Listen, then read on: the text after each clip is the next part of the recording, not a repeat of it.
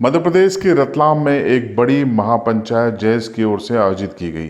दरअसल रतलाम के आसपास के इलाके की आदिवासी बहुल इलाके की जमीन को औद्योगिक निवेश के लिए अधिग्रहण करने की कोशिशों के खिलाफ ये महापंचायत आयोजित की गई थी।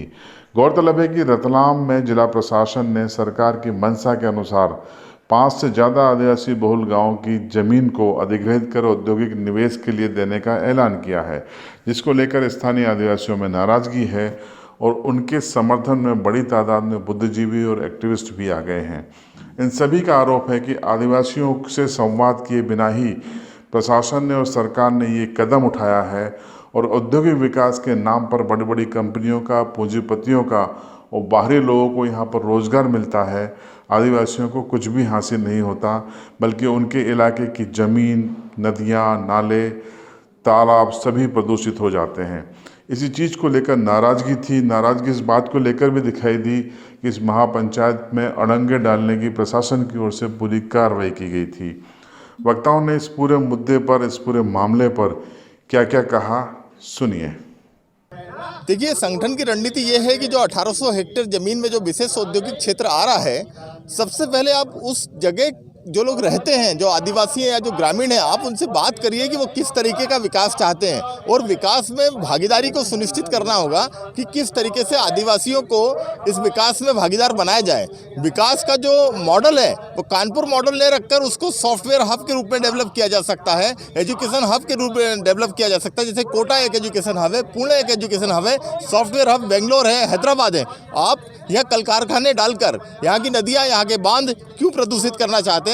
और जहाँ तक रोजगार का प्रश्न है, हमने मेघनगर देख लिया, हमने पीथमपुर देख लिया, बहुत सारे मंडीदीप देख लिए, कहीं पर भी स्थानीय लोगों को कोई रोजगार नहीं मिलता है। उत्तर प्रदेश और बिहार के लोगों को रोजगार मिलता है। तो हम ये चाहते हैं कि जब तक ग्राम सभा का अनुमोदन नहीं हो, जब तक ग्राम सभा और क्षेत्रीय युवा की जो चिंता है, मध्य प्रदेश के मुख्यमंत्री उनसे बात करें कि वो किस तरीके का विकास चाहते हैं और उस विकास में किस तरीके की वो प्रॉफिट शेयरिंग या बेनिफिट शेयरिंग चाहते हैं, उनकी बात को देखकर इसका रोडमैप बनाया जाए। अभी हो ये रहा है कि उद्योगपति और कारपोरेट जिस तरीके से चाहते हैं, उस तरीके से विकास का मॉडल जो है क्षेत्रीय आदिवासियों पे, क्षेत्रीय ग्रामीणों पर थोप दिया जाता है। तो जैस उसका विरोध कर रहा है और जब तक इस SEZ को हमारे अनुरूप इसको प्लान नहीं किया जाता है पूरे विशेष औद्योगिक, तब तक हम इसका विरोध करते रहेंगे। देखिए सर, वकील होते हुए भी मैं कहना चाहूँगा कि इस राज्य में जो सरकार का दमन है, जो पुलिस का दमन है, वो सिर्फ सुप्रीम कोर्ट में जाना और हाई कोर्ट में जाने से ये हल नहीं होगा। आज का मीटिंग था आदिवासी दलित को संगठित करने के लिए, अपना संगठन को मजबूत बनाने के लिए और सरकार के खिलाफ एक आंदोलन और संघर्ष चलाए। साथ साथ में हम कानून का इस्तेमाल करेगा, हाई कोर्ट में जाएंगे, क्योंकि बहुत सारे केसेस गए हाई कोर्ट में, बहुत कम केसेस गए। हाई कोर्ट में जाएंगे, सुप्रीम कोर्ट में जाएंगे और दमन के खिलाफ हम कानूनी तरीके से ही हम लोग संघर्ष करेगा, इसलिए मीटिंग बुलाया। देखिए, ये जो आदिवासी जयस महापंचायत हर साल होती है और देश के कई ज़िलों में अलग अलग सालों में पिछले 5-7 साल से होती आ रही है। तो इस बार ये रतलाम में हो रही है और इसका जो मुख्य उद्देश्य है, आदिवासियों की जो स्थानीय समस्या हैं और आदिवासियों के जो मुद्दे हैं, उन मुद्दों को यहाँ पंचायत में आपसी स्तर पर इसको डिस्कस करते हैं और उसके बाद सरकार तक हम अपनी बात पहुँचाते हैं। लिखित में परमिशन मांगी थी इस प्रशासन से। प्रशासन ने कोविड के नियमों का पालन कर हवाला देते हुए हमको ये अनुमति निरस्त की। हमारा ये कहना है कि पूरे देश में कोरोना अब लगभग ख़त्म होने की स्थिति में आ चुका है।